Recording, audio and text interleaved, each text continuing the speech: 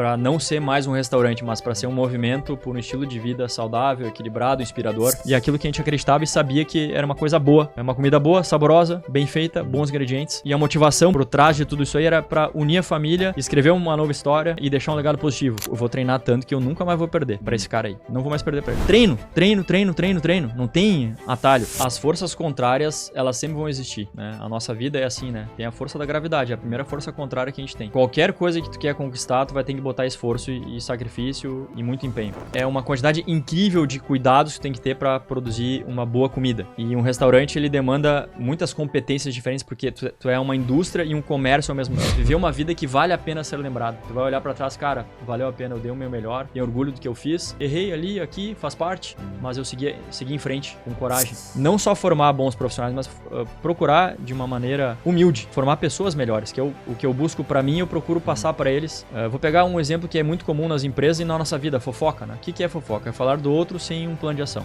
sem resolver. Tu consegue santificar o teu dia fazendo as coisas com atenção, estando presente e fazendo as coisas com amor, para deixar um rastro positivo, não ter uma vida estéril, uma vida morna, que o teu porte exterior seja reflexo da paz e da ordem do teu espírito.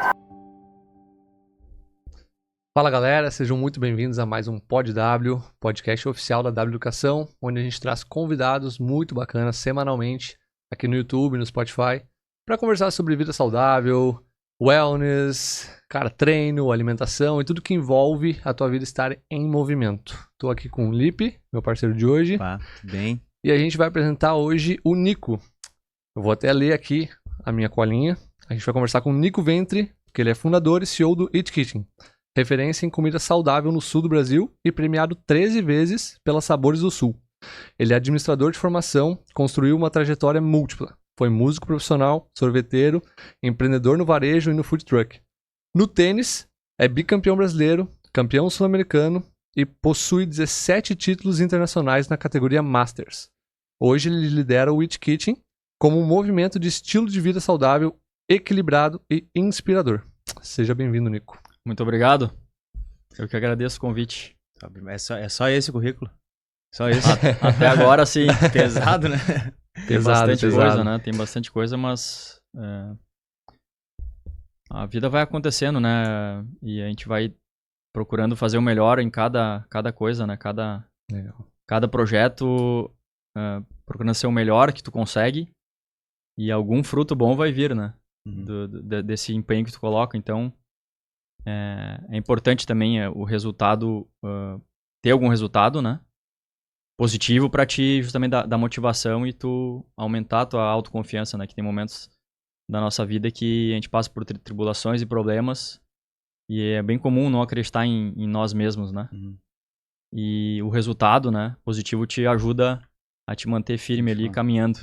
Legal. Então, não basta só tu querer e fazer, porque às vezes dá errado também, às vezes tu vai perder, sei lá, quebrar um negócio. Mas tu seguir sempre fazendo e acreditando, né? Porque no final das contas, algo bom vai vir, né? Que nem falava o Senna, né? Fazer tudo com muita fé em Deus. Não importa a tua classe social, né? E buscar vencer na vida, né? Não só vencer no esporte ou na empresa, né? Ser um vencedor na vida, assim, né? Não importa de qual escada que tu tá subindo. E fazer as coisas com amor, né? Que alguma coisa sempre boa vai surgir disso.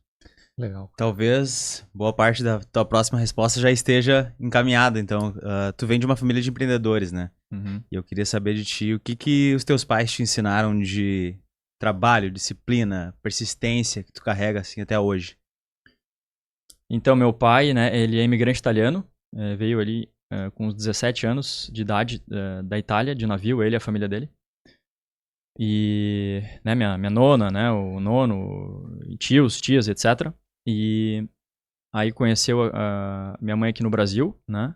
E meu pai tinha loja de calçados por conta que meu avô era sapateiro, eles vieram em busca de novas oportunidades por conta da guerra, né? Na Itália, eles moravam num vilarejo bem pequeno, assim, 2.000 habitantes, em cima de uma montanha, um lugar muito bonito, que fica ao sul da Itália.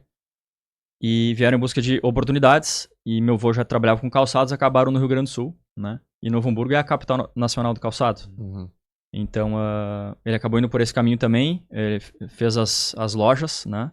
E aí, a minha mãe era uma vendedora, eles acabaram se apaixonando, minha mãe de origem muito humilde, E aí acabou que, né, casaram, 3 filhos, e eles sempre tiveram que, esse próprio movimento de ser um imigrante, né, ir para um país que tu não fala a língua e tem que começar do zero, isso já é um grande ato de coragem e perseverança, né? Então, eu admiro muito toda a família, né? Eles vieram para cá e prosperaram bastante, né? Conquistaram bastante coisa. Então, a gente foi ensinado dentro disso, né? Tendo esse conhecimento. E durante toda a minha vida também, desde a infância, assim, né? Aí quando a gente começa a entender um pouco melhor as coisas, eu sempre percebi, né, o empenho dos meus pais para fazerem as coisas darem certo. E desde também cedo eles colocaram a gente nos esportes, né? Legal. Jogando tênis, eu jogava tênis, né? Comecei com 7 anos, eu jogo até hoje, mas eu parei durante um período ali. Eu comecei no tênis e no kart, então a gente sempre foi competitivo, muito por influência deles para buscar ser o melhor naquilo que a gente estava fazendo, né? Então vem muito desde criança, né? A gente aprendeu assim, e o esporte é uma coisa fundamental, né? Para te dar uma direção e te dar hábitos positivos. O esporte tem esse poder que tu busca ali. Para te poder ter um bom desempenho, tu tem que ter disciplina, tem que ter empenho, tem que ter dedicação, tem que ter consistência, senão tu vai acabar sendo só mais um. Então isso tudo já vem desde muito cedo e foi por influência dos nossos pais, apesar deles não praticarem esportes, eles só apreciavam muito, gostavam, mas tinham esse espírito, né, e sabiam que isso seria uma coisa boa para nós. Eu ia até te perguntar se eles praticavam, né? Tu já respondeu que não. Mas pra te ver como é verdade que o esporte ele tá associado a uma formação de caráter também, né? De competir, de saber socializar também com as pessoas, saber o momento de perder, de ganhar, saber ganhar também. Isso tá muito ligado. E as pessoas, por mais que não pratiquem, elas querem que os filhos pratiquem para que eles se formem assim, né? Exatamente. Tá muito ligado. Escola, né? E é importante essa questão do caráter, né? Porque, que nem vou dar o exemplo do tênis, né? O tênis é um esporte individual. Tu pode jogar de dupla também, mas eu sempre joguei individual. E ele é o único esporte que tu pode perder e ganhar várias vezes para fazer um game. O Federer, né? Quando ele se aposentou, ele fez um discurso que vale a pena assistir, tem no YouTube. Roger Federer lá, o discurso numa faculdade. E ele fez um discurso, até hoje eu não sei como é que ele fez, tá? Porque ele falou muitas coisas e ele não leu nada. Foi impressionante, cara, aquele discurso. Se vocês já assistiram, eu convido vocês a assistir. Vale muito a pena. E ele fala que ele é um ícone, uma lenda do esporte, né? Ele conquistou todos os Grand Slams e muitos títulos e quebrou muitos recordes. E ele falou que somando tudo, né, ele ganhou 53% dos pontos, apenas. 53 ou 54% dos pontos ele ganhou. Pra conquistar tudo que ele conquistou. O tênis tem isso aí, muito forte. Diferente de outros esportes. Sim. Pega futebol, por exemplo, né? Sim. Tu não fica ganhando e perdendo. Tá, pode. 1-0 pra um lado, 1-1. Mas o tênis é constante isso aí. Pra te ganhar o jogo, tu vai ganhar e perder muitas vezes. Então tu é obrigado a saber lidar com a derrota. Com a falha constante. E outra, tu perdeu um ponto, tu tem 20 segundos o tempo oficial pra jogar o próximo ponto. Mas aquela bola que eu errei e tal. Não adianta ficar lamentando, entendeu? Tu tem que jogar o próximo ponto. Vai. Daí se tu ganhou, legal, próximo ponto. Então, o tênis trabalha muito essa questão de focar no presente, né? O passado já foi. E o próximo ponto, a próxima bola vai ser melhor. A próxima bola tem que fazer um papel, desempenhar um melhor papel. Então, Claro, eu respeito todos os esportes, e qualquer esporte é muito positivo. Sim. Mas o tênis trabalha muito forte a questão de saber lidar com as derrotas, com as frustrações, e tu tem que resolver sozinho. Na hora. Na hora, entendeu? Substitui, não tem substituição, né? O teu, sei lá, tem técnico, ele pode te ajudar, pode dar algum suporte, né? Pode acontecer também. Mas no final, tu que tem que resolver. Tem vento pros dois, tem sol pros dois, tá frio, tá pros dois, calor pros dois. Então, E claro que na época que eles nos colocaram no esporte ali, eles não sabiam tudo isso que trazia, eles sabiam que o esporte era uma coisa positiva, e realmente é. Mas o tênis tem essa questão, assim, de ser muito peculiar nesse aspecto de resiliência. E vamos continuar no tênis. Vamos sim. Tá legal. Assim, como que a cabeça funciona também dentro do tênis? Porque Em todos os esportes, né? Tem aquele dia que de repente tu tá, cara, hoje não é o meu dia. Mas o tênis é tudo muito rápido, né? O quanto a mente pode fazer tu perder o jogo. Tipo, hoje não é meu dia, daí tu começa a errar porque tá pensando que hoje realmente não é o teu dia. Tem outra entrevista legal que também eu recomendo que assistam, que é do Djokovic, que ele aquele podcast do Jay, alguma coisa. Cara, mais de 2 horas de entrevista e ele fala sobre a trajetória dele, toda a carreira. E é um dado curioso. Tem ele, né, Djokovic, Nadal e Federer, tá?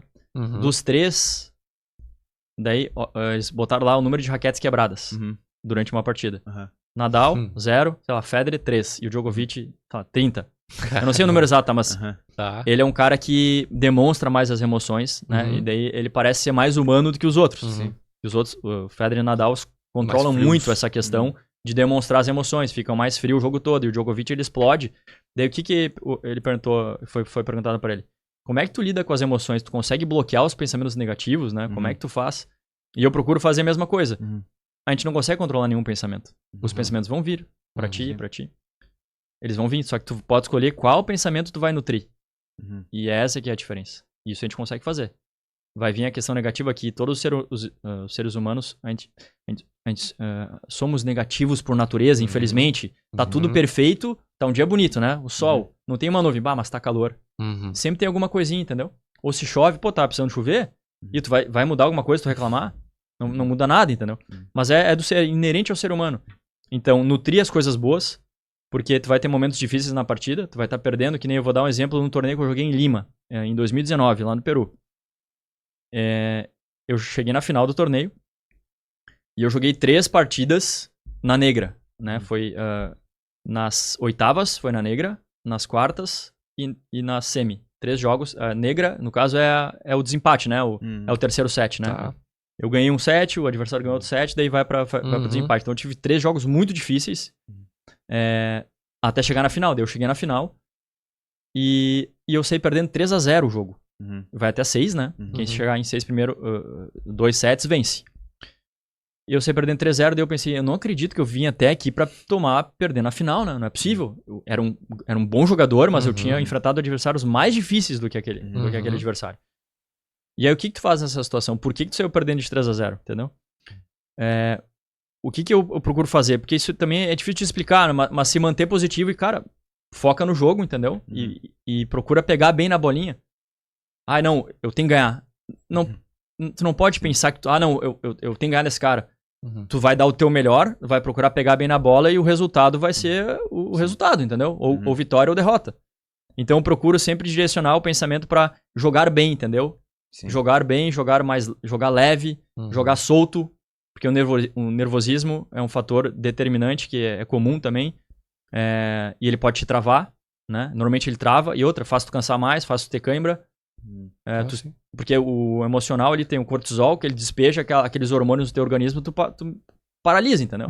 E tu tem que cuidar muito com isso, pra te viver o presente, entendeu? E focar no que tu tá fazendo. Outra coisa que influencia muito, o que estão pensando, o que vão pensar de mim se eu errar essa bola. Porque que nem nesse torneio, quem tinha a obrigação de vencer era um cara que eu ganhei na semifinal, que ele tinha recém ficado campeão mundial, e ele era o favorito pro torneio. Eu acabei ganhando dele. Eu não tinha aquele peso, né? Mas quando tu tem um destaque maior, o peso tá em ti. Por exemplo, tu vai jogar um torneio e tu é o cabeça 1 do torneio. Cara, esse cara aqui é o favorito, entendeu? Ele tem que jogar bem. Ele não pode fazer fiasco. Pode ser batido. E daí tu coloca uma pressão. Daí, às vezes tu pega um adversário mais fraco, por exemplo, e tu não quer perder pro cara. Sim. E tu quer jogar bem, né? O que vão pensar se eu jogar mal aqui, se eu fizer um fiasco, entendeu? Como é que eu fico nisso aqui? Como é que fica a minha reputação? Só que tu não pode pensar essas coisas. Só tem que pensar em jogar, cara. E é isso que ajuda muito. E o Djokovic falou, ele fala sobre isso, e eu concordo com ele. Tem que procurar jogar bem. Os momentos, a sombra vai vir, entendeu? A parte difícil vai aparecer, não tem como nenhum jogador, não, eu me mantenho positivo o jogo todo, cara, tu vai pro buraco, entendeu?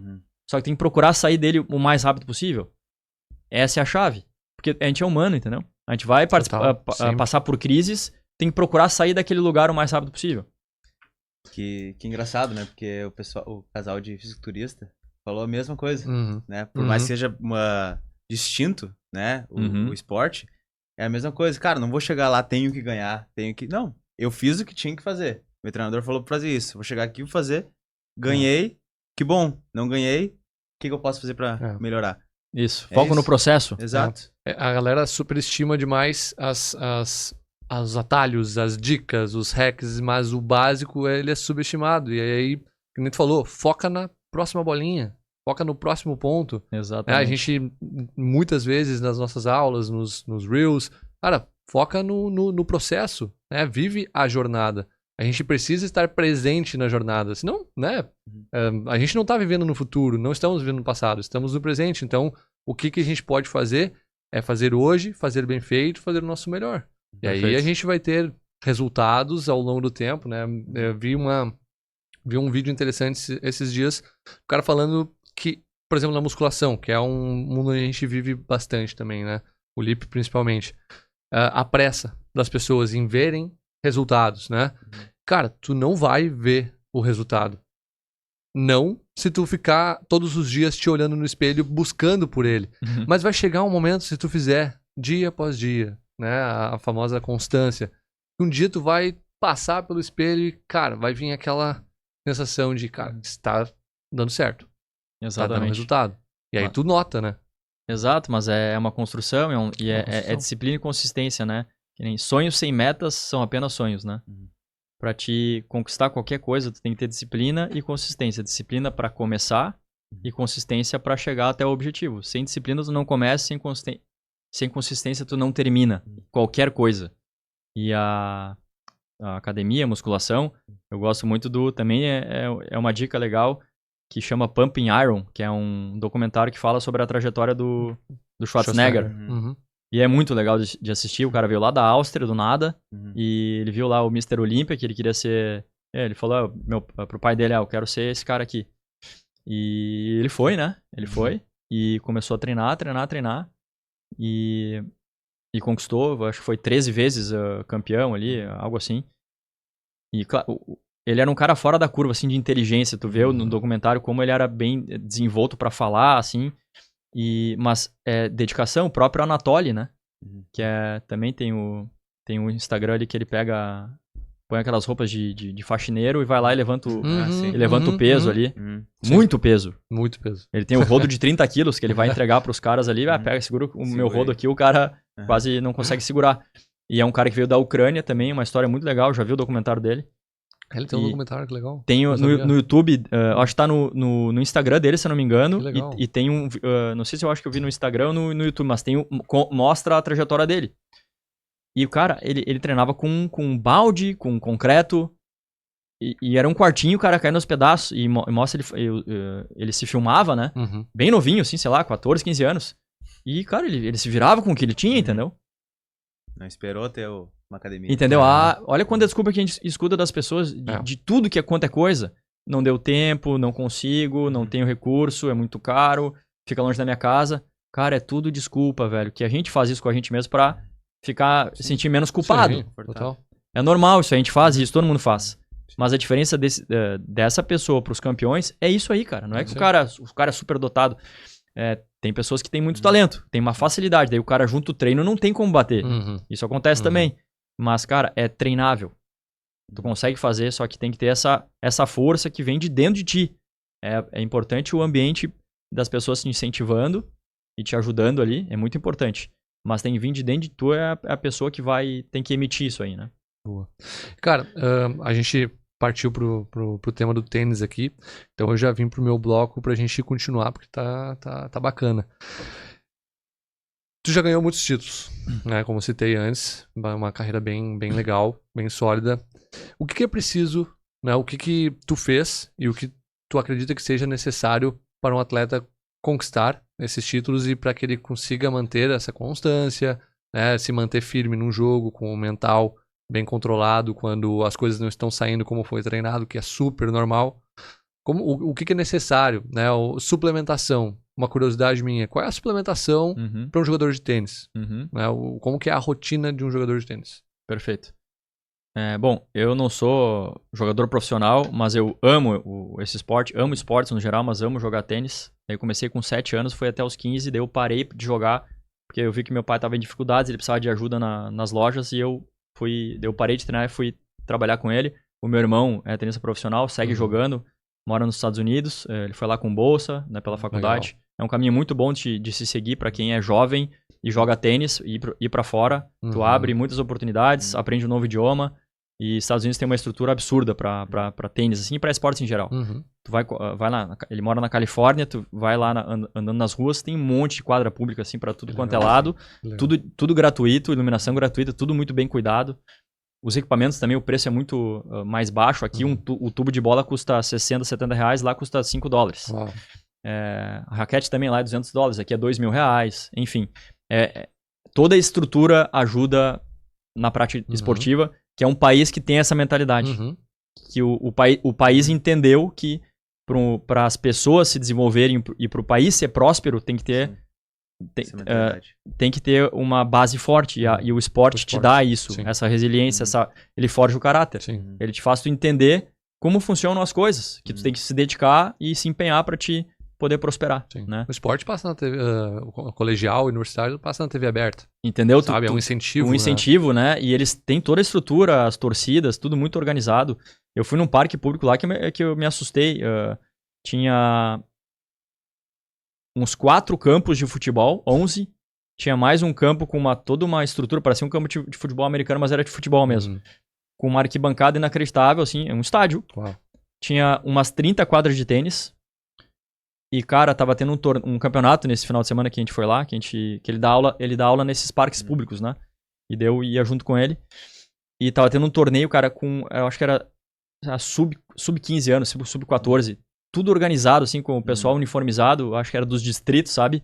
E um monte de gente, cheio de gente jogando futebol daí.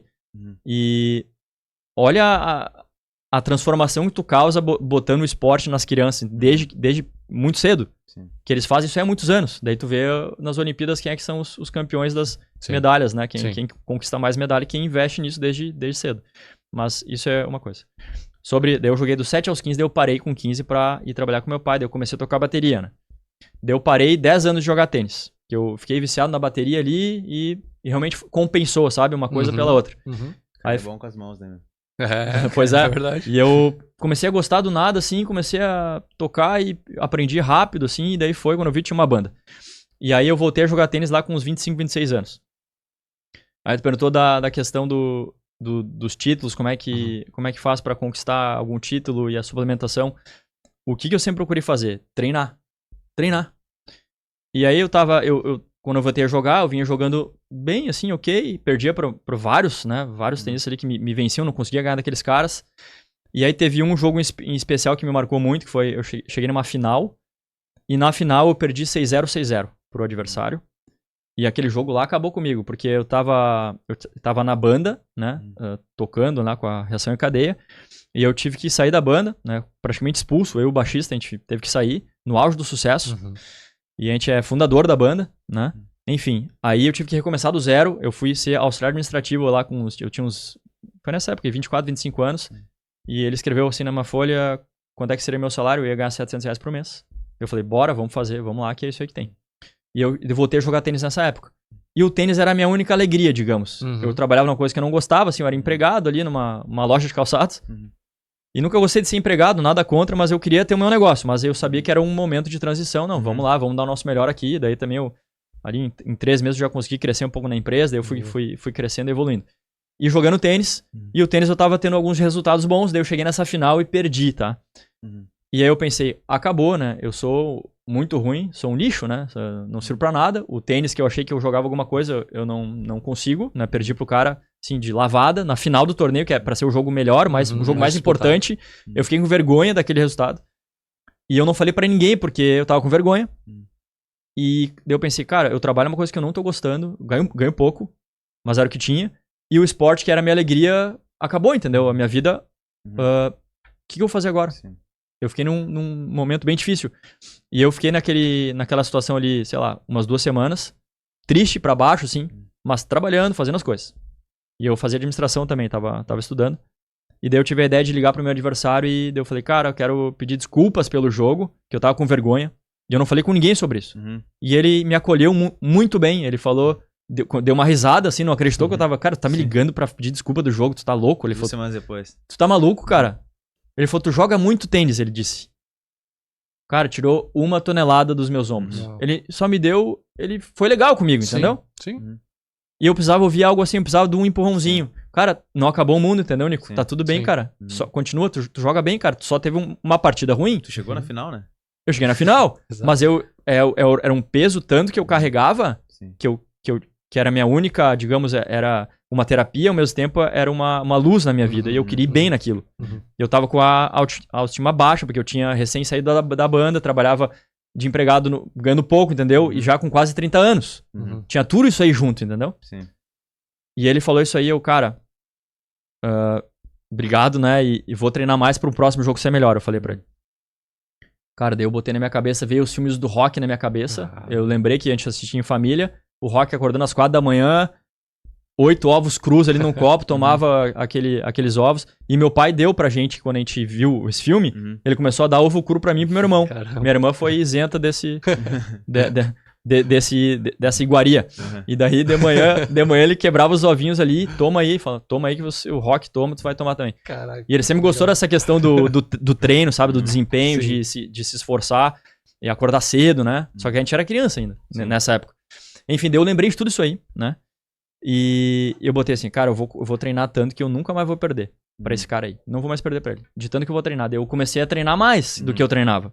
Que eu trabalhava, não conseguia treinar todo dia. Sim. E daí que eu fazia? Eu saía da faculdade, ia pra academia, de noite. Ali, que tinha uma academia que ficava aberta até meia-noite. Daí eu ia ali 10h30 da noite na academia. E continuei treinando. Daí eu botei peso nas canelas, botei aquelas caneleiras. Daí eu ficava meia hora com aquelas caneleiras jogando e depois eu tirava.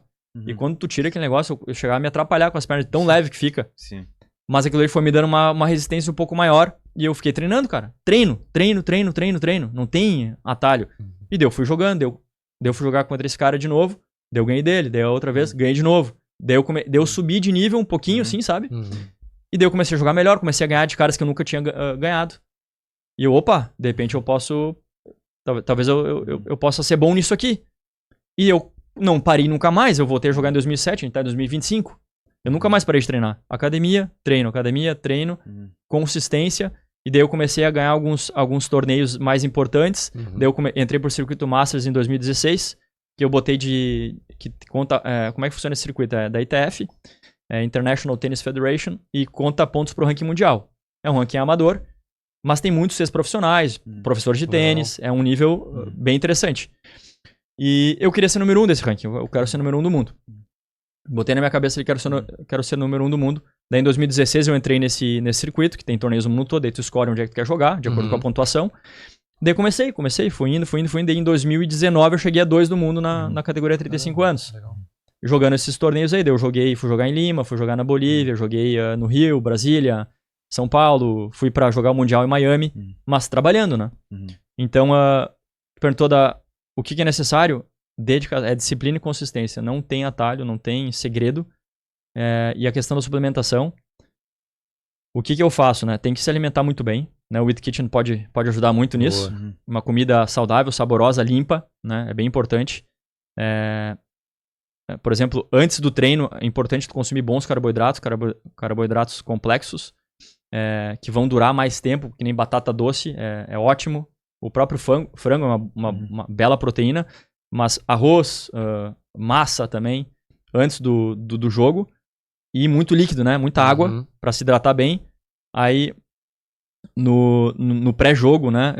Eu não costumo fazer, assim, grandes... eu não tenho grandes suplementações, tá? Eu procuro me alimentar mais leve, mas comer... por exemplo, se o jogo é de manhã, eu vou tomar um café da manhã em casa, né? Um ovinho, um avocado ali, boas gorduras, um pouquinho de azeite de oliva, um pão de qualidade, de longa fermentação de preferência. E daí ele automaticamente naturalmente tem menos glúten por conta da fermentação. E um café, sabe? Simples. E é bom também pra te dar uma energia, uma banana com mel, banana e aveia e um pouquinho de mel pra dar energia e não comer pesado, logicamente. Enfim, aí durante a partida isso é bem importante. Eu costumo comprar o repositor de eletrólitos. Ah, legal. Tem várias marcas aí, mas eu gosto de comprar o que tem na farmácia, que é o Pedialyte, se eu não me engano. É um repositor de eletrólitos, que ele é mais puro do que um Gatorade, que é cheio de aditivos. Eu vou nesse aí e durante a partida eu fico tomando esse repositor, eu misturo na água e me ajuda muito, assim, é muito raro eu ter cãibra, que nem eu tive nos últimos 12 dias eu joguei 11 partidas, eu joguei 3 torneios seguidos, né? Eu joguei em Porto Alegre no Juvenil, que eu fui vice-campeão, depois fui pra Caxias jogar o Brasileiro, fiquei bicampeão brasileiro, e depois joguei no Clube do Comércio. Aí acabei perdendo a semifinal. E eu não tive câmera nem um dia. Zero câmeras. E eu tive um jogo de 3 horas e meia nas quartas de final lá no Juvenil, e no outro dia um jogo de quase 4 horas, que foi a semifinal. Nossa. Um jogo? Um jogo só. Caramba. Foi o jogo mais longo meu, assim, que foi quase 4 horas. E aí a final foi... Eu saí da quadra às 6 da tarde de sexta, quase. E aí sábado às 8h30 eu tinha a final. Mas daí eu tava quebrado, tá? Eu tava bem cansado. Mas não tive cãibra. Então eu sempre tenho esse cuidado com a alimentação, mas eu não faço... Cara, tem que fazer tal e tal. Cara, não é nada de... Entendeu? É coisa simples, né? Sim. Dormir bem é fundamental. Tem que dormir bem. E o que é bom depois do jogo, um jogo que tá muito exausto, o corpo tá muito cansado, fazer uma sauna, fazer uma hidromassagem, no caso, numa piscina de preferência quente, né? Que isso relaxa bastante o corpo, é bem importante pra te soltar e pra te fazer uma boa recuperação. Top. Cara, e quando tu vai competir, tu fica aí, acredito que pelo menos uma semana fora, né? Em média. Então, mais, menos. Como é que funciona? Depende onde eu vou jogar, que nem quando eu torneio que nem no Juvenil, em Porto Alegre, daí eu jogo, né? E fico trabalhando, né? Sempre. E Caxias, daí eu também fui e voltei, não fiquei lá. Mas que nem Peru, né? Que em Lima, quer dizer, Lima, que é no Peru, aí eu fico lá. É uma semana, normalmente o torneio é de segunda a sábado. Né? Esse circuito, ele funciona dessa maneira. Aí tu tem que ficar na cidade, destino ali por esse período até encerrar o torneio. E tem uma coisa importante, né? Esses torneios não tem premiação em dinheiro. E aí, pensa assim, ó. Eu trabalho, né? O meu ganha-pão vem do trabalho. O tênis, digamos, é um hobby. Mas que eu levo muito a sério. E aí tu vai pra um outro país, daí tu gasta, né? Tu vai ficar longe do trabalho. Tu vai ficar uma semana fora. E se tu perde no primeiro jogo, como é que tu faz? Tu pode perder na segunda-feira. Sim. Cara, graças a Deus nunca aconteceu isso. Normalmente eu chego na semifinal, na final, daí eu vou até sexta, sábado. Sim. Tem mais essa pressão, entendeu? Sim. Que eu coloco em mim mesmo. De repente isso ajuda, né? Mas ao mesmo tempo, tu não pode ficar pensando nisso aí, senão tu vai ser pior partida. Se eu perder, eu tenho que voltar. Imagina. Claro. Entendeu? Então tem que lidar com todas essas nuances aí que não é fácil. E como é que tu faz pra equilibrar trabalho e esporte? Tem treino, tem trabalho, tem dias que tu vai ficar fora. É tudo no celular, ou tu deixa alguém tocando? Como é que funciona? É que a gente tem os líderes né, cada casa tem um gerente, a gente tem a gestora operacional, temos ali o administrativo, tem o DP, tem o compras, né? Tudo funciona. Eu não preciso estar lá para a operação funcionar, né? Isso é importante. Mas eu tenho sempre muita demanda, né? E eu procuro deixar as coisas mais organizadas quando eu vou sair, mas eu procuro ficar disponível ali para qualquer eventuais problemas. Mas é um malabarismo, entendeu? É treino, trabalho e vai indo, né? E uma coisa importante é procurar limpar a cabeça quando for jogar, mas isso é um desafio enorme, porque tu tá cheio de coisa pra resolver. Sim. Cheio de demanda e tu tem que ir lá jogar uma partida que tu vai ficar ali 2, às vezes 3 horas imerso, entendeu? E o tênis tem muito disso, tá? O tênis, talvez diferente dos outros esportes, tu é obrigado a ficar ali presente, entendeu? Não tem outra pessoa que nem futebol, sei lá, tem outros caras ali, daí tu fica ali, às vezes pensando não sei o quê. O tênis é o tempo inteiro ali, entendeu? Tu tem que estar atento. Então, isso ajuda muito também nessa questão do equilíbrio e da terapia. Tu tem muitos problemas no trabalho, mas o tênis, ele te dá um respiro. Desloca, né? Tu consegue, enfim, realmente dividir as coisas porque precisa de atenção. É necessário. Então, tu tem que fazer essa divisão, né? Isso. Mas, com certeza, tu ter uma equipe que faz parte do trabalho de vocês, da implementação de processos bem feitos, bem estabelecidos, uma gestão, ter pessoas de confiança, tu sabe que o teu negócio vai estar sendo tocado bem. Exatamente. Mas, cara, pra gente partir logo mais pro It Kitchen, eu queria saber qual é o teu próximo objetivo no tênis. Ou se ainda segue o mesmo, porque, obviamente, como tu comentou, são vários torneios que vão pontuando para esse ranking, né? Isso. Então não é algo que é curto prazo, sempre trabalhando mais tempo. O objetivo ainda é o número 1, tem algum outro? É o número 1. É o número 1? Eu cheguei a 2, foi muito perto, né? Então, eu cheguei tão perto. O objetivo é ser número 1 e quero muito também ser campeão mundial, que é muito, muito difícil, porque, que nem eu falei, os melhores jogadores, eles vivem disso, são professores, estão o dia todo na quadra, digamos, é uma disputa até um pouco, como é que fala? Desigual. Mas faz parte também, então tem que se empenhar mais, né? E é o que eu quero conquistar. Sim. O bom aqui do circuito Masters é que começa nos 30 anos e vai até os 80. Olha só. Então tem tempo. Tem tempo. A gente vai indo, entendeu? Que legal. É 30, depois 35, depois 40, depois 45, vai indo, né? Então é de 5 em 5 anos. E tem que ter passado por outra classificação, por exemplo, tem que ter sido jogador na infância, tem que ter sido... Nada, é aberto. Se quiser jogar o torneio, se quiser jogar, mesmo que nunca tenha pegado na raquete, vai lá e joga, só que vai acontecer, vai acabar perdendo, claro, entendeu? Claro. Ou não, vai pegar um cara pior que tu, mas e como é que funciona? Os torneios de menor pontuação são normalmente os que têm os jogadores mais iniciantes, né? Torneios com maiores pontuações tem jogadores melhores, então eu procuro focar nos torneios com mais pontuação para pontuar mais e poder ter a chance de ficar entre os melhores. E sempre pego os últimos 4 melhores resultados. É assim que funciona o ranking. Então, ano que vem eu já... Bom, eu vou seguir, né, jogando, e o objetivo permanece o mesmo, e isso te dá uma direção positiva também na tua vida. Ter um objetivo que tu quer alcançar no esporte, tu acaba tendo que ter hábitos positivos em todos os setores da vida. Então tem que dormir bem, tem que ter bons relacionamentos, tem que se alimentar bem, tem que ter uma rotina de treinos, que é a disciplina, né? Que tu perguntou como é que organiza. Eu procuro treinar todo dia de manhã cedo, né? Treino de manhã cedo, aí depois trabalha. E aí o tênis e a academia sempre acontece normalmente de manhã cedo. E aí final de semana dá pra jogar também mais um pouco. Mas tem que ter essa agenda organizada para te poder dar conta de tudo. Legal.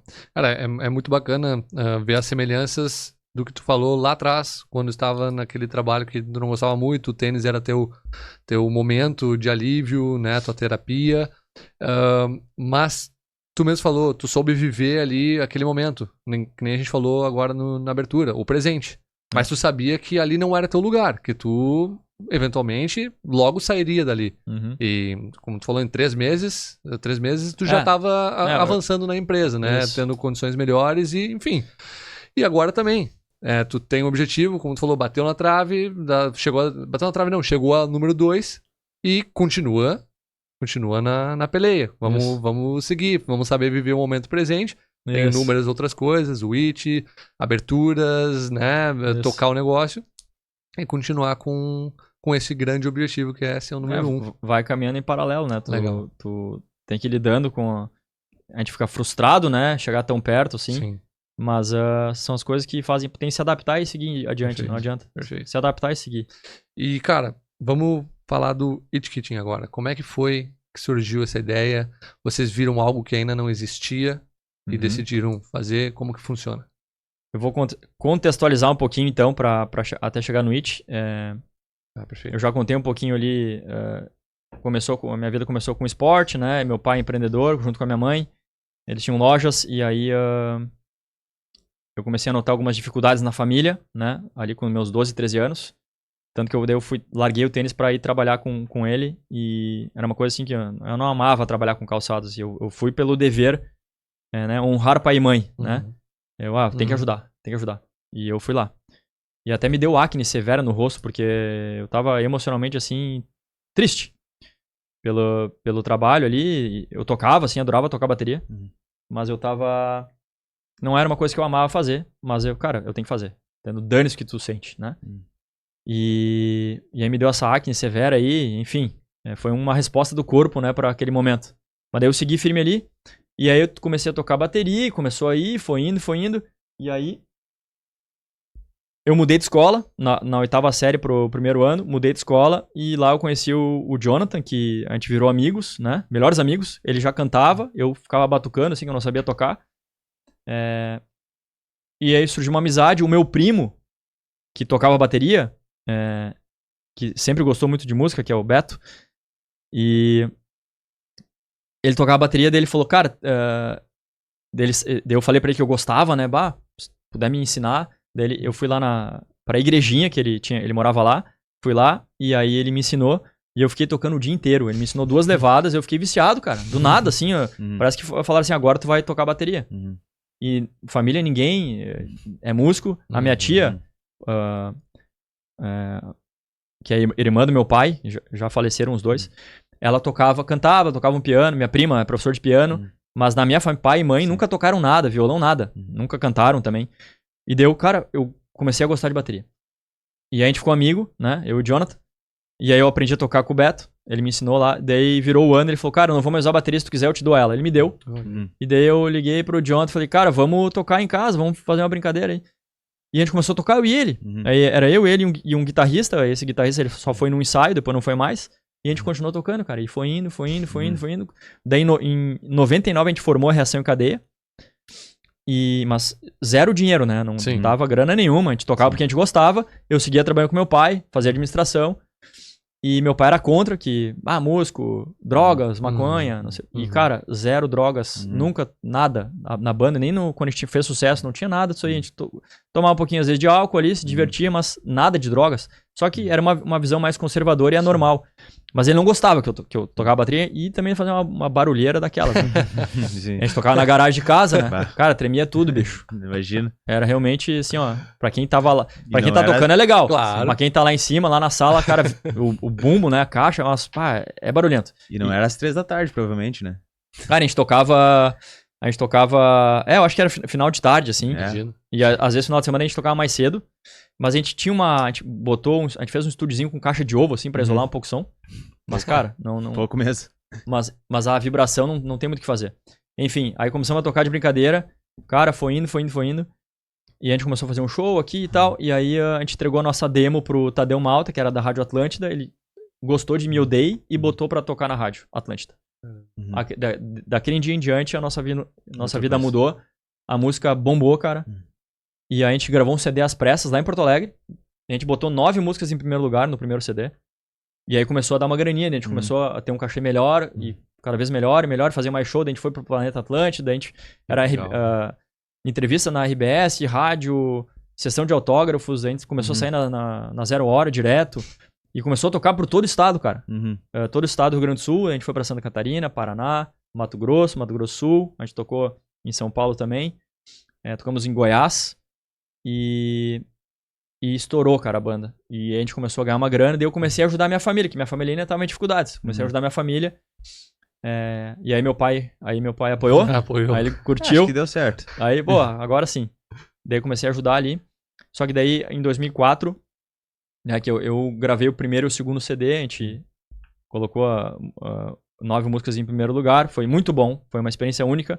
E aí em 2004 a gente já tava se desentendendo, a gente acabou brigando e eu e o baixista saímos da banda.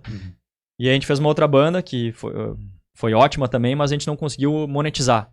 Aí ali, quando eu tinha uns 25, 26 anos, que eu falei que daí eu voltei a jogar tênis, foi nessa época aí. Eu parei com a música, voltei a jogar tênis, voltei ao mercado de trabalho. Aí dos palcos do sucesso, a gente chegou a tocar pra 100 mil pessoas em Torres, no Réveillon. Uau. A gente teve um ano que a gente tocou em Santa Maria pra 15 pessoas. Num ano, num mês. Depois que a música bombou, no outro ano a gente foi tocar numa feira pra 30 mil pessoas. A mesma banda. Mesmo repertório, tudo igual. Enfim, aí foi do auge do sucesso, comecei de novo. E aí quando eu comecei de novo, que eu tinha imaginado a minha vida que ia ser mais pra música, entendeu? Que eu adorava tocar. Eu comprei meu primeiro carro, comprei uma bateria muito boa pra gravar o segundo CD, eu investi. E logo depois a gente teve que sair, aí eu tinha dívida pra pagar do carro. A bateria pra pagar, enfim, cara, foi muito difícil. Mas recomeçamos, né? E aí, o que aconteceu? Eu queria fazer um negócio, eu queria ter um negócio próprio. Eu sempre gostei de ter um negócio próprio. Aí eu comprei uma máquina de sorvete pra ter uma renda passiva ali, pra me ajudar nas despesas. E trabalhando de auxiliar administrativo. Mas eu queria fazer alguma coisa diferente, não sabia o que ainda. Aí eu fui indo, aí trabalhei nessa loja, depois eu trabalhei com meu tio, e depois eu tive lojas. Eu, meu tio e meu pai, a gente comprou 2 lojas, a gente fez esse negócio lá em 2009. As lojas foram bem no início, depois a gente teve problemas. E aí nesse período, em 2012, minha mãe faleceu subitamente, assim, dormindo. Eu encontrei ela em casa. E em 2014, aí 2 anos depois, meu pai faleceu. Que ele ficou muito triste, se culpou pela morte da minha mãe, pelo falecimento, e eles estavam juntos há 35 anos e não resistiu e faleceu. E aí em 2014 a loja que eu tinha também tava indo muito mal, e aí eu consegui vender assim, mas por uns trocados, eu fiquei com dívidas, e foi uma sequência inacreditável de desgraças seguidas. E aí eu pensei até em sair do país lá em 2015. Meu irmão tava nos Estados Unidos, eu vou lá morar com ele, vou jogar tênis, dar aula. Mas eu queria fazer uma coisa, eu queria ter um outro negócio aqui no Brasil. Não sabia o quê. Aí eu fui lá, me inspirei, eu vi um nome lá, chamava The Great Bambino. The Great Bambino é o apelido do Babe Ruth, que é um jogador de beisebol norte-americano, que fez história no Yankees. Era o apelido dele, era o apelido que a comunidade italiana deu pra ele. Que ele era meio gordinho. Mas era um cara que foi um multi-recordista. E eu achei legal esse nome e anotei o nome. E tava na época dos trucks, em 2015, não sei se vocês se lembram. 2015, 2016, tava bombando isso aí aqui no Brasil. E eu pensei, vou fazer um truck de pizzas. Que minha família tem a questão da... A minha nona, que ensinou a minha mãe a cozinhar, tem todas as receitas. Essa comida da gastronomia mediterrânea, né, italiana. Uma comida muito boa, simples, mas com ótimos ingredientes. Que é uma cozinha da longevidade. E então minha mãe sabia cozinhar muito bem, que ela aprendeu com a minha nona. E tinha essa receita da massa da pizza. E não tinha truck de pizzas ainda. Eu vou fazer um truck de pizzas em fatias.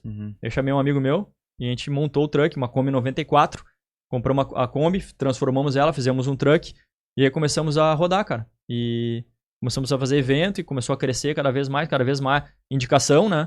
O nosso primeiro evento a gente foi pra Criciúma. E... Alguém já dirigiram um Kombi aí? Eu já. Tu já? Tu não? Só andei. Não mas também é emocionante andar. Mas dirigir é ainda mais. É, uma folguinha na Tem direção. uma folga e o vidro, né? Ele fica na tua frente assim. Exato. Cara, bateu, morreu, né? Instantâneo, não tem como. E, bom, não tem ar, né? Não tem nada dessas modernidades. Enfim, a nossa Kombi era 94 também. E aí a gente... Mas ela ficou muito bonita, cara. E aí a gente foi pra Criciúma, nosso primeiro evento, Criciúma, Kombi. E ela era pesada por causa da estrutura toda. Tinha forno, tinha geladeira, freezer. E a gente foi lá com 1000 fatias. Chegamos lá, graças a Deus deu tudo certo. E aí tava chovendo muito. Muita chuva, assim. Era sexta-feira de noite, a gente chegou tarde. E o evento começava sábado durante o dia. Cara, a gente olhou assim, acabou o evento, porque essa era uma chuvarada inacreditável. Não vai ter. Cara, e a gente tinha que ligar o truck, né? Conectar o truck na tomada. E tinha lá os cabos stack, aqueles. Só que estavam na grama, dentro da água. Dentro da água, chuva. Era um parque com um gramado bonito. Caramba. E tinha que conectar, cara. Daí... Alguém tinha que botar a mão ali. Exato. Daí a gente tirou para o ímpar, eu e meu sócio. Para o ímpar pra ver quem vai ser eletrocutado primeiro. Cara, daí eu perdi, né? Primeiro? Então quer dizer que se fosse, o outro ia tentar. Porque daqui a pouco o outro ia querer salvar e ia ser eletrocutado junto, entendeu? Muito bom. E daí eu perdi, daí, cara, tirei os cabos dentro da água, a gente procurou secar, mas tava chovendo, né? Não tinha parado de chover, tava chovendo, tava tudo molhado. Cara, a gente ligou ali, graças a Deus, tudo funcionou. E no outro dia, um dia lindo, nenhuma nuvem, tipo que nem aqui, né? Um dia tá céu azul, no dia chove, lá foi ao contrário. Cara, a gente vendeu 500 fatias sábado e 500 fatias domingo. A gente voltou com o truck levinho. A gente vendia a fatia R$10. Daí a gente faturou 10 mil. Nunca me esqueci, cara. Caramba. 10 mil reais. Cara, a gente ficou muito feliz que deu certo. Daí a gente pensou, pô, eu acho que temos um negócio. E daí começou assim, entendeu? E aí a gente começou a fazer vários eventos. Mas eu queria achar um ponto fixo. Eu não queria ficar girando, sabe? Daí eu comecei a olhar alguns lugares. E deu, será que eu faço uma pizzaria e tal? E daí eu queria fazer também alguma coisa com os meus irmãos, por conta de todas... os problemas que a gente tinha vivenciado juntos. Mas minha irmã tava morando em São Paulo, meu irmão tava nos Estados Unidos, mas eu queria fazer uma coisa pra unir a família. E pra escrever uma nova história. Esse era o objetivo. Esse era o grande objetivo. E pra fazer uma coisa que eu me orgulhasse e deixasse um legado, entendeu? Olhar pra trás com orgulho. Né? Viver uma vida que vale a pena ser lembrada. Mas eu não achava, cara, pizza, não sei. E aí foi indo. E aí a questão do truck pra finalizar. O truck, ele era muito bonitinho, assim. E aí chamou a atenção do Michel Teló, que eles queriam fazer um programa na Rede Globo, que chama Bem Sertanejo.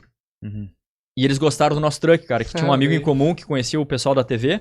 Aí me indicaram, aí me ligaram da Globo. Aqui da Rede Globo a gente quer alugar o teu truck pra fazer um programa de TV.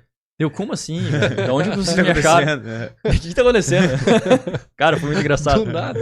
Foi muito engraçado. Então tá. Eu tinha eventos programados, eu falei com aqueles contratantes lá, daí eu fiz um valor lá pra eles, aluguei. Daí foi de guincho, né? Porque não ia resistir, ia explodir o motor da Kombi se fosse até o local lá. Aí eles pintaram de amarelo o truck, e aí fizeram o programa. Daí ele ia viajando com a Kombizinha e fazia rodas de viola. Daí o programa foi um sucesso. E no final daí eu vendi meu truck pro Michel Teló. E aí depois eu comprei um outro truck, daí eu continuei fazendo evento, só que daí eu não fiz toda aquela estrutura. Eu fiz uma mesinha desmontável ali que eu podia chegar lá na tua casa, por exemplo, fazer um evento lá, um aniversário, eu montava a minha mesinha, botava o forno e fazia o evento e ia embora. Daí eu fiz esse sistema aí, que era um negócio bom. E aí, como eu vinha jogando tênis, né? Eu vinha cada vez melhor. E daí começaram a pedir pra dar aula. Daí eu comecei a dar aula de tênis. E daí eu pensei, cara, mas eu vou ficar dando aula aqui, entendeu? Eu vou fazer um e-book, né? Não tinha e-book de tênis na época. Daí eu chamei o meu irmão e um outro amigo, o Yuri. A gente montou, chama Tennis Core. A gente fez o e-book de tênis. A gente lançou, a gente fez o curso da forma de lançamento. E lançamos o e-book. Primeiro e-book de tênis do Brasil. Daí a gente lançou, e ele existe, ele tá online aí, pela Hotmart. Daí tinha um e-book, eu tava dando aula de tênis e fazendo eventos. E quando começou o Uber no Brasil, eu comecei a fazer Uber também. Tudo pra... Tu não queria Tu não queria deixar de dar aula. Tu queria ter mais uma forma de alcançar mais pessoas ao mesmo tempo. Porque eu não queria ficar o dia inteiro na quadra. Eu gostava, né? Era legal, mas eu também queria jogar torneio. Eu achei que tu queria criar o e-book pra sair da quadra. Não, eu não queria sair totalmente. Eu queria diminuir um pouco as horas de aula, porque é cansativo eu fazer eventos também. Sim. E eu queria uma renda passiva. Né? Escalar, renda passiva. Daí a gente gravou um curso também, mas o curso não foi lançado. E eu tô trabalhando nisso. Eu retomei isso aí agora. Que legal. Que a gente gravou todo o curso, mas a gente não deu o segmento. Eu quero lançar isso ainda. E irei lançar. E aí, fazendo tudo isso aí. Mas eu queria achar o ponto fixo pra um negócio. Mas não tava achando. E daí eu joguei em Santa Maria um torneio de tênis. Joguei 3 partidas num dia. Que foi o meu recorde até hoje. 3 partidas num dia é uma coisa... É muito fora da curva, assim. E eu fiquei muito, muito cansado. Câimbras nos dedos dos pés e das mãos. Que nunca tinha me dado. E daí eu fui pro hotel, não conseguia dormir. Porque eu tava com a adrenalina dos jogos e muito cansado. E não conseguia relaxar o corpo. Eu não fiz hidro, não fiz nada. Eu fui por era um antigo convento lá em Santa Maria. E aí eu vi uma foto e me inspirei naquela foto, que era no restaurante, uma comida colorida, assim. E o cara, temos que fazer algo assim, entendeu? Eu enxerguei com clareza o cerne do negócio, que era uma comida boa, lógico, colorida, bonita, num bom ambiente, logicamente. E não era pizza, entendeu? Não era pizza em fatias. E daí eu tinha pensado em outras coisas, mas, sabe? Até vi franquia, mas parece que saiu uma névoa. E eu enxerguei com clareza. Daí eu liguei pra minha irmã, falei, tive essa ideia aqui, quero fazer contigo, quero fazer com meu irmão, com o Dami. E dela já tinha esse nome It, né? Eu achei muito legal o nome. Pô, legal esse nome, adorei o nome. Daí depois a gente agregou o Kitchen, daí ficou It Kitchen. Daí foi em 2018 isso. E daí começou ali a ideia. Daí a gente começou daí tinha uma outra sócia que participou. Daí a gente começou a criar um negócio. Chamamos alguns chefs. 2 chefs, eles nos ajudaram a criar o menu. Mas com essas referências de cada um, entendeu? Tinha essa referência da nossa família. Mas não esse é um restaurante italiano. Uma comida boa, contemporânea, mas com tradição, com raízes, né? E uma comida limpa, sem aditivos, sem conservantes, sem açúcar branco. A gente definiu alguns pilares. Mas a gente assim, não, vamos fazer isso que ninguém fez. Cara, a gente procurou fazer, seguir o que a gente tinha no coração, a nossa verdade, né? E aquilo que a gente acreditava e sabia que era uma coisa boa, né? É uma comida boa, saborosa, bem feita, bons ingredientes. E a motivação por trás de tudo isso aí era pra unir a família, escrever uma nova história, né? E deixar um legado positivo. E aí começamos, cara, de forma ali humilde em Novo Hamburgo, daí a gente foi abrindo aí, daí Moinhos, depois no Cais, depois abrimos em Canela, depois fechamos em Canela, depois abrimos no Barra, agora a gente quer expandir pra Santa Catarina. Legal. Aí pegamos pandemia, pegamos as enchentes, aí estamos aí. Cara, vou aproveitar a deixa porque eu tenho 2 perguntas que eu ia unificar elas aqui, que é justamente pandemia e enchentes. E foram em 2 momentos. Pandemia foi logo que abriu, praticamente, o Isso. Janeiro de 2020 no Moinhos, a gente abriu, março, pandemia. Tá. E o do Cais foi também, logo em seguida veio as enchentes.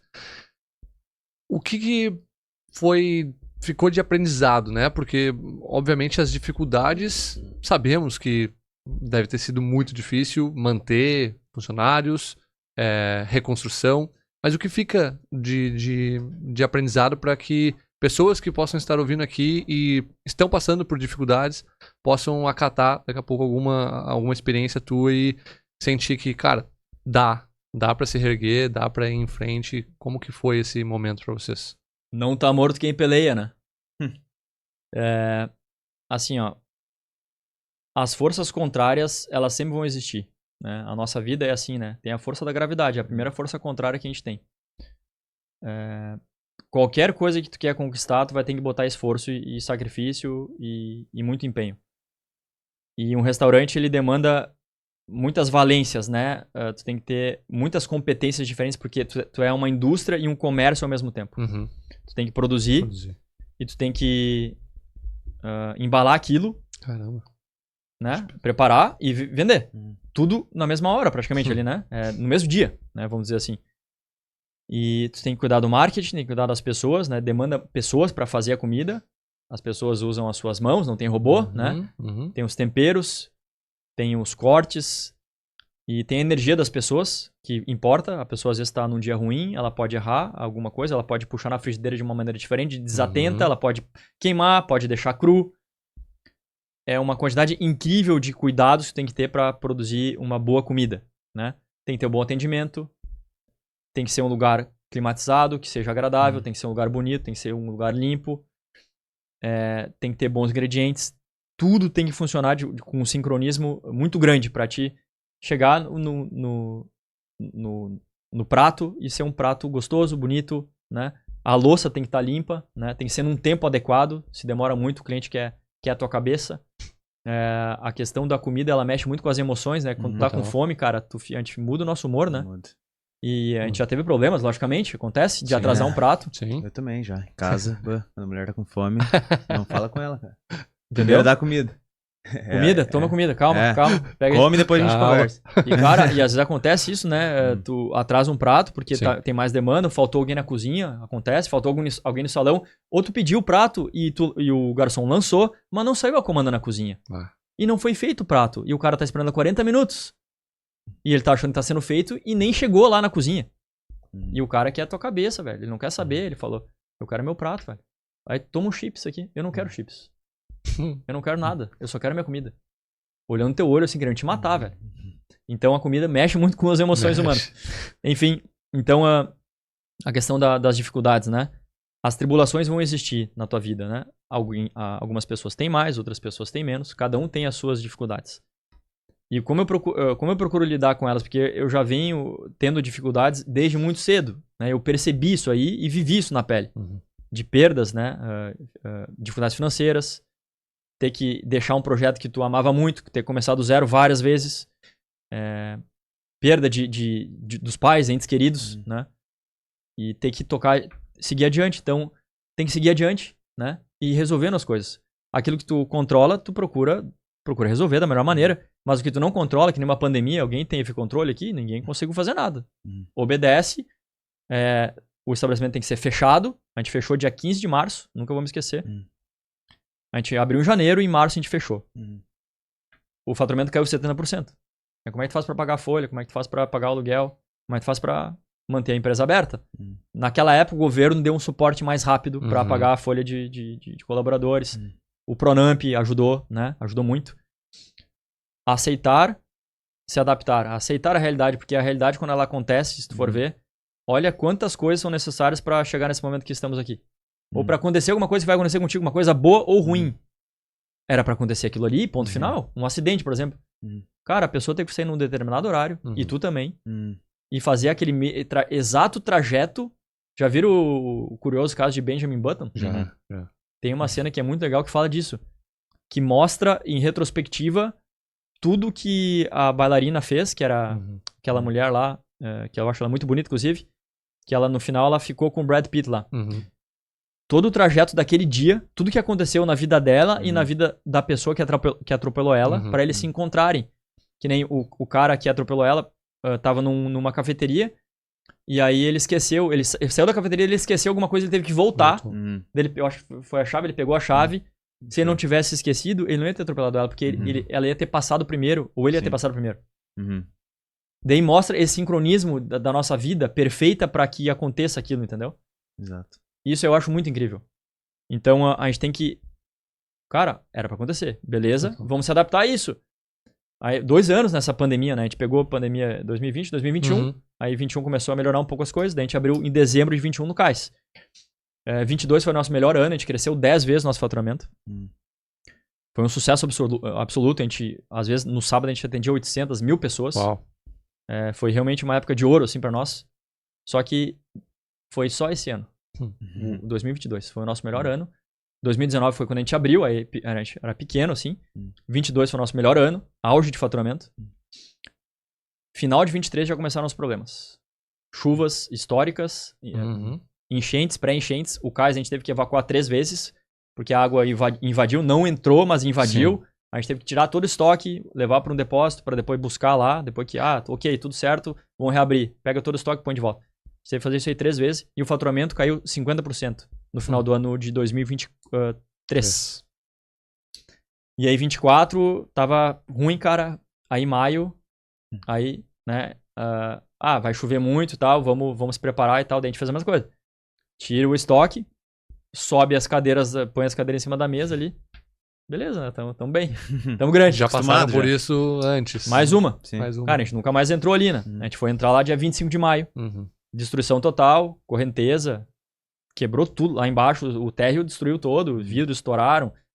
Veio um container pra dentro do restaurante que veio boiando, né? Que tinha muita correnteza lá, né? Sim. Enfim, daí a gente voltou lá, muito triste, ver tudo aquilo destruído. Daí a gente começou a reconstrução, cara. E aí, o que eu sempre penso? Ok, legal, beleza, tá bom. Vamos de novo? Sim. Eu jamais pensei, não, vamos fechar, vamos... Cara, não, vamos de novo. E a gente foi atrás de ajuda com o governo, mas não veio ajuda. A gente foi a banco daí pra reconstruir. A gente ficou meio ano fechado, a gente teve um prejuízo de mais de 6 milhões de reais, entre perda de faturamento e reconstrução. E aí começamos de novo. Então, a gente tá desde 2019 no mercado. 2019, 2022. Dos 6 anos que a gente tá no mercado, apenas 2 anos foram normais, sem catástrofes e pandemias e coisas que a gente não pode controlar. São coisas que a gente não pode controlar. Que Epiteto fala sobre isso aí. O que tu pode controlar, ok, trabalha nisso. O que tu não pode controlar, aceita que dói menos e se adapta. Eu procuro levar isso aí no meu dia a dia. Sim. E não adianta ficar, mas por que de novo, né? Por quê? Cara, não adianta, velho. Já foi. Aconteceu, bicho, entendeu? Então, ter uma equipe enxuta, sempre bem preparada para as dificuldades, né? Procurar passar isso aí para ter essa mentalidade de resistência, de força. É o que eu procuro passar para eles. Buscar a força e não a segurança, porque é a força que vai ser necessária para te superar os momentos mais difíceis. Tem as coisas que a gente pode controlar e as que a gente não pode controlar. Mas das que a gente pode, nós estamos controlando? A gente faz essa reflexão de se estamos conseguindo controlar o que a gente pode. E muitas vezes a gente escolhe não controlar ou nem faz essa análise, né? Exatamente. Então isso é interessante. Às vezes a gente sofre muito por coisas que não pode controlar, mas não controla o que se pode. Né? Então Exatamente. poderia fazer essa análise da tua rotina, das coisas que tu pode, que tu tem um controle sobre elas e que tu tem escolhido não controlá-las. Tem escolhido deixar ao acaso, né? Exatamente, isso pode gerar consequências ruins, porque às vezes a gente se sabota também, não quer tomar uma decisão, mas não tomar uma decisão, como é que é? Não decidir é decidir não decidir. Já é uma decisão, né? Cara, vocês vão muito além da comida, né? Inclusive estão em movimento. Inclusive a gente foi na corrida, foi um sucesso. Sim. E como é que tá sendo isso, cara? Vocês querem expandir cada vez mais? Querem que a marca esteja associada ao movimento, ao exercício? Porque querendo ou não, está ligado, né? O movimento da saúde está crescendo muito e vocês estão, no caso, na mesma visão da gente, né? Buscando conscientizar as pessoas a buscarem movimento. Como é que tá sendo esse planejamento, essa estratégia até pro futuro para vocês? Então, o Eat Kitchen, né, ele nasceu para não ser mais um restaurante, mas para ser um movimento por um estilo de vida saudável, equilibrado, inspirador.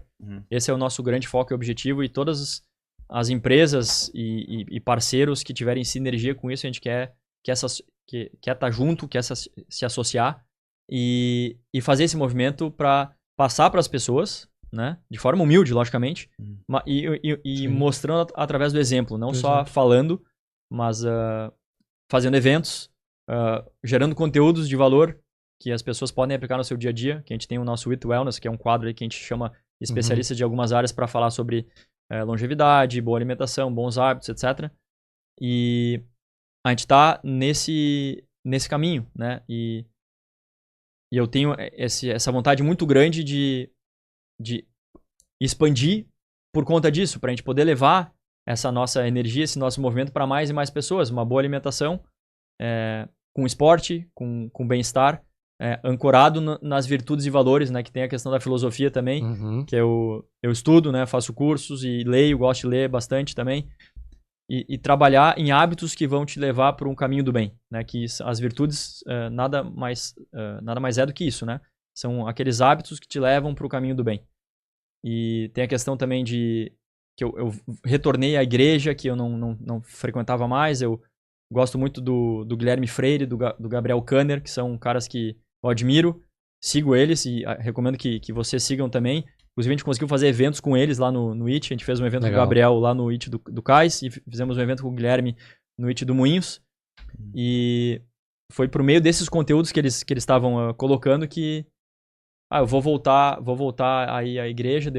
Há 2 anos eu vou todo domingo e me faz muito bem isso, né?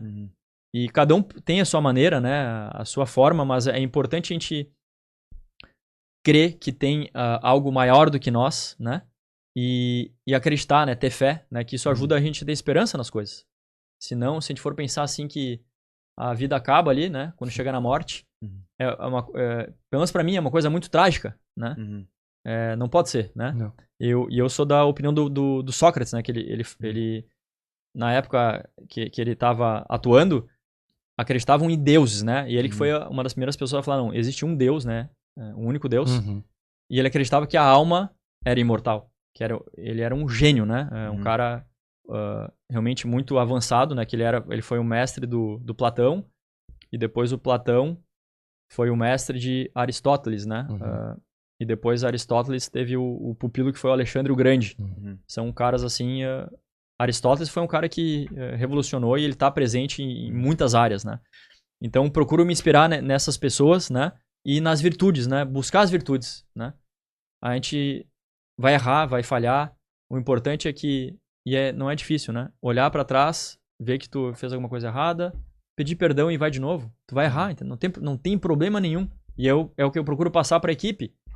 Não só formar bons profissionais, mas procurar de uma maneira humilde, né? Formar pessoas melhores, que o que eu busco para mim, eu procuro passar para eles, né? A questão, por exemplo, dos valores, né? Vou pegar um exemplo que é muito comum nas empresas e na nossa vida, fofoca, né? Fofoca, falar do outro. O que é? Daí eu fiz a aula de fofoca lá pra turma. O que é fofoca? É falar do outro sem um plano de ação, sem resolver. O que não é fofoca? Tu falar da outra pessoa com um plano de ação. Eu vou falar aqui, a gente vai falar dele, né? Aconteceu e tal, mas eu tenho uma ideia pra gente resolver. Fechou, cara? E daí eu falo pra turma lá. Pessoal, se vierem pra você e falar de outra pessoa, pode ouvir, ok. Daí tu pergunta no final, o que a gente vai fazer pra resolver? Qual o plano de ação? Cortou, entendeu? E então eu procuro tudo aquilo que eu assimilo que é positivo, eu procuro compartilhar com eles para que a gente possa fazer esse movimento de dentro pra fora. Não só o que tu vai falar pros teus clientes. O que tu tá falando pro teu time todo dia. Tu tá com eles todo dia ali. Entende? Para que eles possam levar de alguma maneira pra vida deles também. Às vezes não, às vezes tu vai falar pro vento, às vezes a pessoa não tá naquele momento de aprender ou de não tá te ouvindo, entendeu? Mas igual é uma missão, né? O teu papel, né? É uma missão e isso me dá muita motivação e satisfação quando a gente tem algum resultado positivo. O que aconteceu agora, eu tive de aniversário em outubro e eu recebi várias mensagens muito bonitas de ex-funcionários, dizendo que agradecidos por terem passado por lá, que aprenderam, que conseguiram outras oportunidades, mas que são gratos ao momento que eles passaram ali com a gente. Legal. E a gente tem casos também de várias pessoas que saíram da empresa e voltaram depois. E então é uma leitura que eu faço assim, cara, então eu acho que a gente tá fazendo mais ou menos uma coisa boa, né? Então eu procuro seguir sempre por essa linha, sabe? Pra espalhar esse movimento pra mais pessoas. Por isso que eu quero expandir, não. Eu quero ser multimilionário. Legal se der o retorno financeiro, a gente trabalha pra isso, porque senão a empresa quebra. Tem que ter o retorno financeiro. E eu quero muito isso. Mas eu quero espalhar o movimento. Espalhar o movimento dos pilares que eu procuro aplicar na minha vida. Daí a gente fala com uma pessoa, fala com outra. E tudo que gira em torno do IT, a gente procura passar essa mensagem pras pessoas através de exemplos concretos. Através de uma comida de qualidade. Um critério na escolha dos ingredientes. Uma vida com esportes, com bons relacionamentos. A gente tem a questão do Clube do Livro, que isso é legal de falar. Legal. A gente colocou o Clube do Livro, que a gente tem alguns pilares. Os pilares da longevidade, vamos falar aqui, inspirados no livro do Peter Attia. Exercício físico, nutrição, sono de qualidade, saúde emocional e suplementação. Então, a gente já tem o pilar da nutrição. O pilar do exercício a gente procura sempre trazer. O pilar do sono, né? Isso a gente já... Acho que... Não sei se a gente já criou algum conteúdo sobre sono, mas é um pilar muito importante. E o pilar da saúde emocional, a gente trouxe pelo Clube do Livro, que a gente resolveu criar, e a gente botou o tema livros de cura. São livros que te fazem sentir melhor. Daí a gente tem um sábado por mês ali no Moinhos, a gente tem um clube do livro. Tem ali em torno de 25 pessoas, é bem pequenininho. Mas eu sempre quis fazer isso, pra fazer coisas pra agregar pras pessoas e coisas reais, físicas, entendeu? Que elas possam ir. Sim. Não só, vi um vídeo. Não, vai lá correr, vai lá no Clube do Livro. Isso é muito importante, é a experiência real, entendeu? Então eu quero fazer cada vez mais isso. Cara, quando a gente se conheceu na corrida do IT, que a gente participou, tava ali na fila do banheiro e, cara, te vi passando, sabia quem tu era, sabia que era proprietário do IT e senti que deveria elogiar o evento e a forma como vocês conseguem fazer essa conexão do trabalho online, um baita de um trabalho online, digital, mas que leva as pessoas para dentro do restaurante ou para o entorno do restaurante com uma corrida, mas não para, de fato, as pessoas almoçar, jantar. Entendeu? Então essa conexão, e aí a gente trocou um papo, já bateu ali a questão sobre virtudes, filosofia. Inclusive, a partir dali comecei a te acompanhar mais no Instagram, vi esse feedback desse ex-colaborador. Muito legal. Eu coloquei, eu acho. Tu colocou nos stories ou até mesmo um carrossel, agora não me recordo, mas eu achei incrível. E vi quando tu trouxe o Guilherme Freire pra cá. O outro rapaz eu não conheço, o Gabriel. Ele veio antes do Guilherme. Veio antes. O Guilherme eu acompanho, já ouvi alguns podcasts, acho incrível, porque escuto de outros empresários que eu acompanho esse mesmo feedback do retorno pra igreja. Vindo muito inspirado e discipulado pelo Guilherme Freire. Acho isso muito bacana. E como que é esse contato? Eu tinha anotado aqui pra te perguntar, tu faz parte de algum grupo com ele? Como que é o contato com o pessoal lá? É que a gente tem alguns amigos em comum, né? Que é a família Renner, família Mentz, Renner, que é das lojas Renner, né? Eu tenho um ótimo relacionamento com eles. Eles também seguem. E eles precisavam de um lugar pra fazer o evento, né? Legal. Eles não, por algum motivo, eles não puderam fazer lá no Caldeira, que é a base deles lá. E aí indicaram o IT, né? E eles sabiam também da minha proximidade, que a gente tem essa sinergia nesse assunto. E eles também são do esporte, né? Da questão da música também. E, enfim, daí conectou tudo e a gente conseguiu fazer fazer o evento com o Gabriel ali no Cais e depois com o Guilherme no Moinhos. E eu procuro, então, com tudo que eu aprendo com eles, né, passar isso aí pro time, que isso é um desafio. Como é que tu, por exemplo, passa a questão da religião, né? E eu não saio falando, né, benzendo as pessoas, abençoando as pessoas, né? Não é isso, entendeu? Tu consegue santificar o teu dia fazendo as coisas com atenção, estando presente e fazendo as coisas com amor.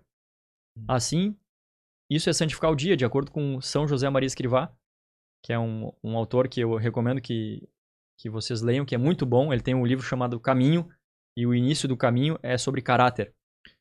E ele fala ali, né? Não tenha uma vida estéril, né? Seja útil, deixe rastro, né? Para deixar um rastro positivo, não tenha uma vida estéril, uma vida morna, né? Tenha... que o teu porte exterior seja reflexo da paz e da ordem do teu espírito, né? Então buscar essas coisas, né? Ser firme, né? Ser ponta firme, né? Que a gente fala nas coisas. E daí eu procuro passar para eles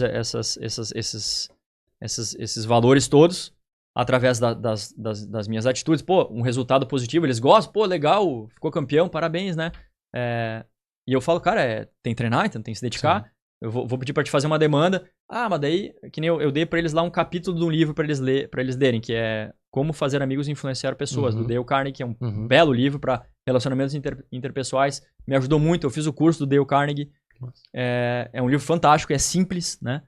Por exemplo, não se queixar, não reclamar, chamar as pessoas pelo nome, elogiar de forma sincera, enaltecer, elogiar em público, criticar no privado, coisas básicas, mas às vezes a gente esquece.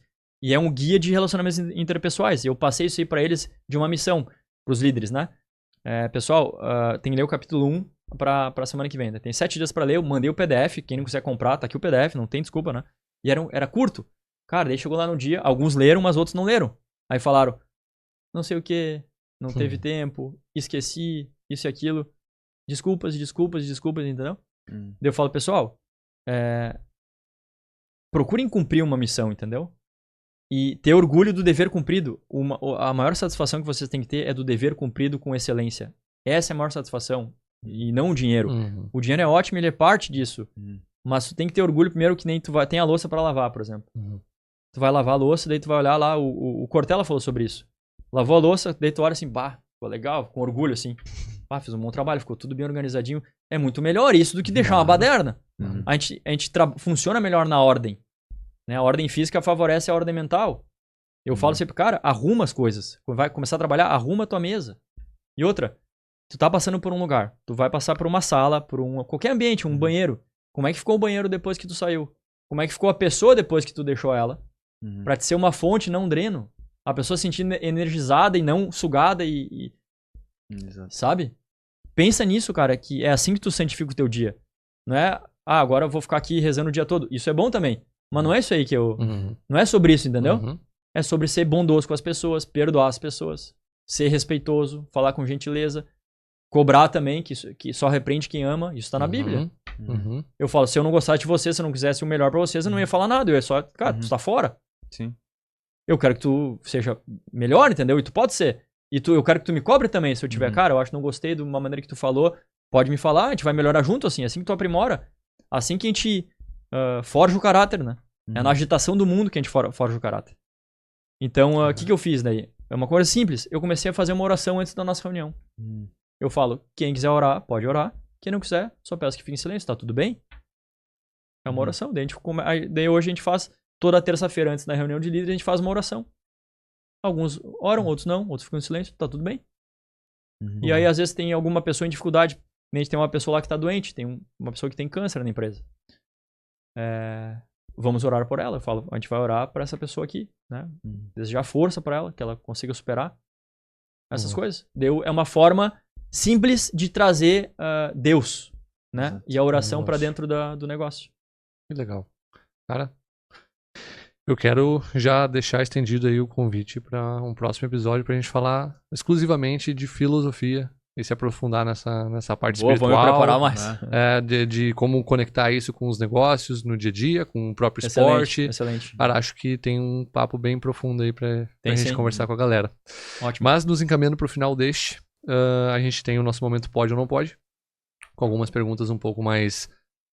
tu vai responder pode ou não pode e trazer aí um breve resumo do porquê da resposta, tá? Levar princípios do esporte pra dentro da empresa. Competição, disciplina, mentalidade vencedora. Pode ou não pode? Pode e deve, né? Essencial. E pra empresa ou pra qualquer outra coisa, né? Pros relacionamentos também, né? Que tu vai ter com esposo, esposa, amigos, né? Boa. Sabe? Pode ou não pode recusar uma oportunidade gigante, uma super oportunidade para proteger a essência da marca, do restaurante, enfim.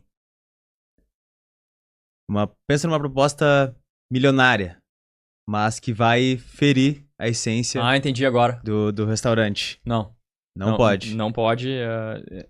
Tem alguns princípios invioláveis, né?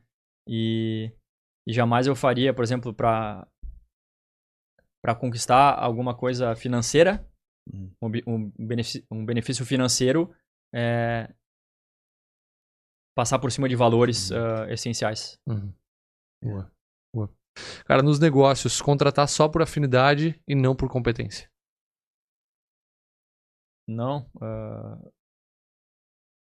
Não pode ser por afinidade só. Se tiver afinidade, melhor. Mas isso é uma coisa importante, eu vou falar brevemente. Como é que a gente faz a contratação? Não importa a cor, não importa o sexo, não importa nada disso aí. Tem que ter vontade, tem que ser honesto e tem que ter tem que ter humildade, né? Espírito de aprendiz. É só, cara. Eu não tenho experiência, não tem problema. Só se for alguma, claro, uma função específica tem que ter experiência, aí é outro caso. Mas o mais importante é como é a pessoa, né? Se ela tem vontade, se ela tem os princípios, a gente vai ensinar ela, a gente vai ajudar. É isso que eu olho para qualquer funcionário, para pessoa que está se candidatando a alguma vaga. Vou mudar uma, cara. Vou mudar uma, agora fiquei curioso. Porque quando tu faz um processo de seleção, provavelmente tem coisas que tu não consegue entrar e só vai conhecer a pessoa conforme o negócio vai andando, né? Uhum. Pode ou não pode trabalhar no IT e não ter uma vida saudável? Sim, isso não, pode, porque a gente não tem como controlar o que a gente faz, né? A gente sabe que tem pessoas que, por exemplo, tomam refrigerante, fumam, né? Que trabalham, deu um intervalinho, que trabalham conosco, entendeu? Não, tu tá demitido, não, é um requisito, tu tem que pisar até tantos quilos, de acordo com a tua altura, e tem que ter tanto de índice de massa de gordura, tu tem que praticar esporte, não pode fumar, vai ficar sem ninguém. Sim. O que a gente faz, e o que eu quero começar a fazer em breve, a gente já procura passar as coisas pra eles, assim, né? Mas eu quero fazer uma coisa consistente, que chamar um Nutri pra gente fazer um programa de um desafio de 30 dias, que a gente vai oferecer para as pessoas que queiram participar, não é obrigatório, e a gente vai medir ali as questões ali, as dobras, né? Pesar a pessoa e vai dar dicas de alimentação e exercícios que elas podem fazer onde for. Não precisa ir na academia, não. Tem um monte de coisa no YouTube ali, aqueles de aeróbico de 10 minutos, 15 minutos, que é intenso, o cara sai pingando com o peso do corpo. É só nem precisa ter colchonete, faz no tapete lá. Então, é um desafio de 30 dias que a gente vai pegar essas pessoas, ó, dia 1 tu tá, sei lá, com 80 quilos e tu quer baixar pra 75. Cara, para de tomar refri, toma refri. Parar vai ser difícil? Reduz. Em vez de tomar, sei lá, em vez de tomar 2 latas, tu vai tomar 1 lata.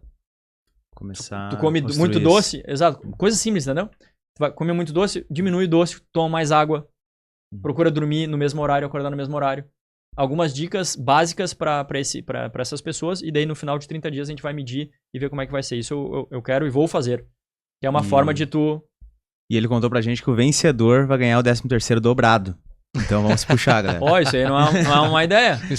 Não é uma ideia. Mano, aí todo mundo vai se puxar, né? Ganha o 14º. Ganha o 14º. Melhor desempenho. Boa ideia. Eu vi que tem uma empresa, não sei da onde, que eles pagam um valor extra pros colaboradores que começarem a correr, né? E ter uma, sei lá, por exemplo, se associar a alguma assessoria esportiva, mas comprovar alguns resultados, se deles dão uma grana a mais. Mas eu me pergunto de onde tira o dinheiro, entendeu? Porque pra te pagar mais, tu tem que também ter recurso. Claro. Mas isso aí do melhor, ter essa premiação, eu achei excelente, cara. Cara, a gente trouxe o Juliano, o Guarnieri, da Iron, que ajudou vocês lá, foi parceiro de vocês na corrida, inclusive, né? E ele relatou inúmeros casos de alunos e também de empresas que ele participou e deu palestra da melhora da performance do colaborador graças a uma vida mais saudável, graças a dormir mais cedo, acordar mais cedo, enfim, tudo vai melhorar ao longo do tempo, inclusive a tua performance no trabalho, que pode te levar, inclusive, a uma promoção no futuro. Exatamente. E, enfim, ideias surgem, o teu cognitivo fica mais aguçado, apurado, fica melhor. Pensa com mais clareza. Então, acaba que surgiu de uma brincadeira, mas pode ser uma boa ideia o incentivo, porque vai, inclusive, gerar retorno. Gerar retorno de um bom atendimento que talvez a pessoa, se não tivesse dormido bem, atenderia mal aquele cliente e ele não retornaria. Com certeza. Porque nem sempre, e acredito quase nunca, o Nico vai estar lá do lado. Não tem como. Né? Do atendente na hora de servir. Então, acho bem bacana as pessoas buscarem mais saúde. Isso. Mas, cara, maravilha. A gente chegou ao final do episódio. Queria te dar um espaço pra olhar pra aquela câmera ali, ou, enfim, conversar com a gente também, como tu preferir, mas trazer as redes sociais do IT, fazer o Felipe gosta que eu fale pro convidado fazer o jabá. No último tu não falou, né, cara? No último eu falei? Mas é que tu não tava aqui, né? Foi eu e a Betina. O jabá, então tá. Bom, convido a todas as pessoas que forem assistir, né? Pra, seguir a gente nas redes sociais, Eat Kitchen Graham, que é o nosso Instagram, o meu Instagram também, Nico Ventes, se quiser seguir, eu procuro gerar conteúdos assim que vão agregar. E a gente tá aí prestes a abrir uma nova unidade em Santa Catarina, né? A gente vai começar a divulgar em breve nas nossas redes. E a gente vai seguir sempre trabalhando muito, né? Pra entregar o melhor pros nossos clientes. E quero deixar uma frase, assim, que é uma frase também que me ajuda, e né, me ajudou e me ajuda, que é Audaces Fortuna Juvat, né? Que a fortuna favorece os audazes, né? Que fala, que é sobre força, né? Buscar a força e não a segurança, que é o que eu já falei. E procurar buscar essa força para ter coragem de fazer as coisas que estão no nosso coração, né? E procurar incentivar os outros, né? Se a pessoa chegar para ti, procurar incentivar e não jogar um balde de água fria, né? Às vezes a pessoa vai te contar uma ideia de um projeto e tudo que ela precisa é de um incentivo, de uma palavra boa. Procurar ser uma pessoa que incentiva os outros e ser uma fonte, não um dreno, né? E pensar assim, será que eu dei o meu melhor com essa pessoa? Será que ela tá melhor do que antes? Isso aí causa uma transformação incrível, né? E às vezes tudo que a gente precisa é desse empurrãozinho para acreditar em nós mesmos, né? E colocar o que tá dentro de nós para outras pessoas. Eu vou contar brevemente a história do Airbnb. Sabe o que significa Airbnb? Não.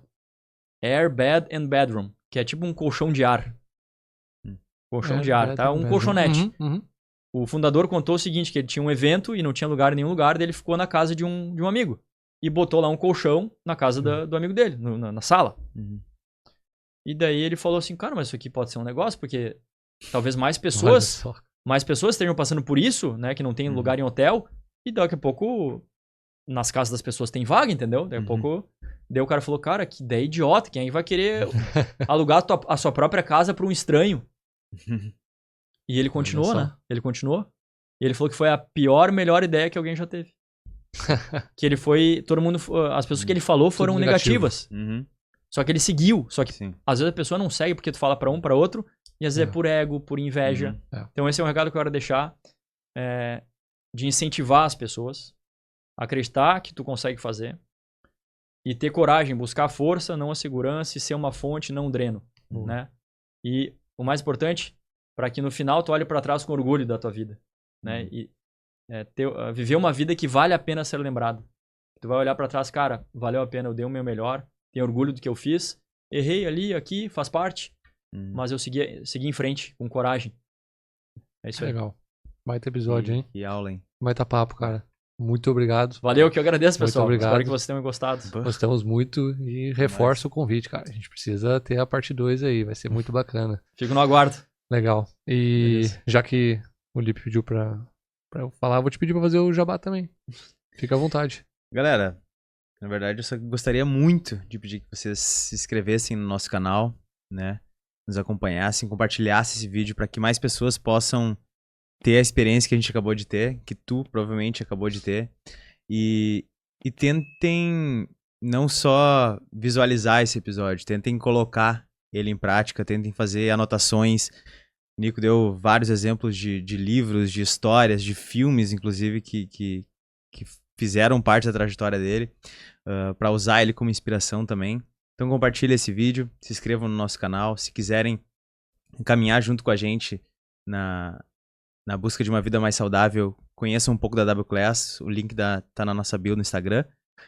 Fiquem à vontade para também tirarem dúvidas conosco, comentar aqui. Se quiserem conversar com o Nico também, podem ir no Instagram dele. Vai ser um prazer ele responder se ele não estiver jogando.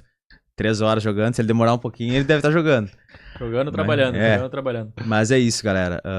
Essa é a ideia do podcast, que vocês possam absorver e colocar em prática, porque às vezes a gente olha, o Nico, o cara, tipo assim, é estourado, mas quantas vezes o cara tava lá em cima, do nada, chega numa situação que, ô moço, consegue o número 35 aí pra mim? O cara vai lá embaixo de novo e volta, sabe? Então histórias inspiradoras assim que a gente tenta trazer pra vocês e espero que possam impactar na vida de todos.